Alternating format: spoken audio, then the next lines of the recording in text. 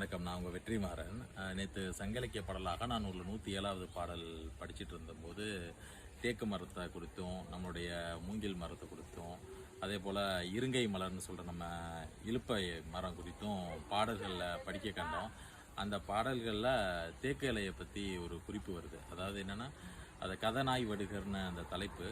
அதை பாடல் எழுதுனது வந்து காவேரி பூம்பட்டினத்து காரிக்கண்ணனார்ன்ற புலவர். அவர் வர்ணிக்கிறாரு. இந்த பாடலோட நோக்கம் என்னென்னா, ரொம்ப கற்பனையாகவும் ரொம்ப ஒரு அழகியலாகவும் இருக்கும். அந்த தலைவன் தலைவியோட பிரிவை பற்றி தலைவி வருந்துறது. தலைவன் வந்து பொருளீட்டுறதுக்காக போகிறான். அப்போது அந்த தனிமையை வந்து தலைவி வந்து ரொம்ப வாடுவாளேன்னு சொல்லி தலைவியோட தோழி வந்து தலைவன்கிட்ட சொல்கிறான்.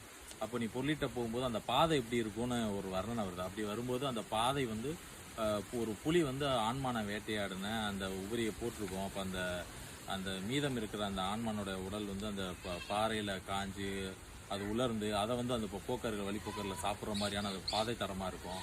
இன்னொன்று, வடுகை இன மக்கள் வந்து நாய் கொண்டு வேட்டையாடுறவங்க.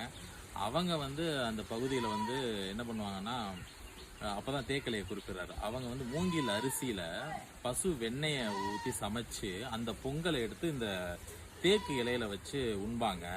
அப்படியான மக்களுடைய வேட்டை முனையெல்லாம் கடந்து போக வேண்டியதாக இருக்கும் அப்படின்னு அந்த பாட்டில் வரும். நாங்களுமே இன்னைக்கு தேக்கலையிலாம் சாப்பிட்ற வழக்கத்தில் இருக்கோம். அதோட இன்னொன்று என்ன வரும்னா, அந்த பகுதியில் வந்து இருங்கை பூ கொட்டி அப்படியே இருங்கை பூனா நம்ம இலுப்ப மரம் பார்த்தீங்கன்னா, அங்கே ஒரு இலுப்ப மரம் இருக்கும். இது தேக்கு மரம். இந்த பக்கம் பார்த்தீங்கன்னா மூங்கில் இருக்கு. மூங்கில் சொல்ல நான் அந்த அகநானூறு பாட்டு படிக்கிறப்ப நம்ம வள்ளுவம் பண்ணையில் இருக்க இந்த பகுதி தான் ஞாபகத்துக்கு வந்துச்சு. அதனால இந்த இடத்துல உங்களுக்கு சொல்கிறேன். அப்போ இருங்கை பழம் வந்து கொட்டி கிடக்கும். அதை வந்து மான்கள் வந்து மேய்ஞ்சிட்டு இருக்கும். அப்போது அங்கே இருக்கிற சிறுவர்கள் அம்பு கொண்டு அந்த மானை விரட்டுவாங்களாம். விரட்டிட்டு அந்த பழங்கள்லாம் எடுத்து கொண்டு வருவாங்க.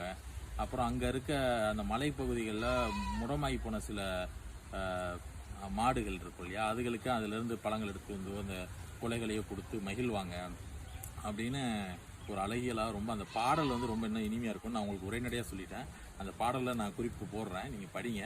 இதுபோல் சங்க இலக்கியங்கள் படித்தோன்னா நம்மளுடைய செழிப்பு, நம்மளுடைய வாழ்வியல் முறை, அப்புறம் நம்மகிட்ட இருந்த மரங்கள் குறித்து இதெல்லாம் ரொம்ப செழிப்பாக நம்ம ஒரு கற்பனையாக இருக்கிறது ரொம்ப செழிப்பானதாக இருக்கும்.